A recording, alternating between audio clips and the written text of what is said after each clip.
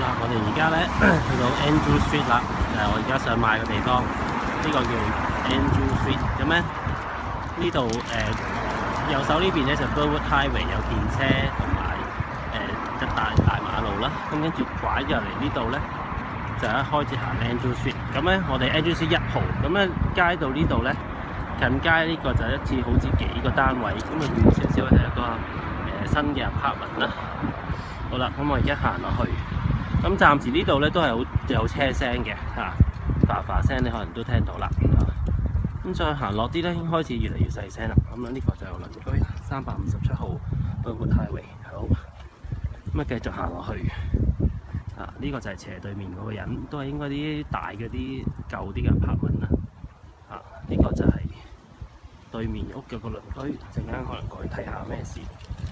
好啦，咁啊一直落嚟落，就去到呢個就係隔離鄰居嚟嘅。你會見到其實係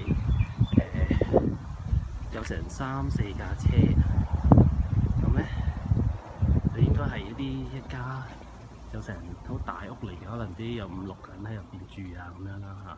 唔知有冇分租就唔知啦。好啦，咁我哋而家出翻嚟先。呢個就係對面屋啦。OK，咁咧。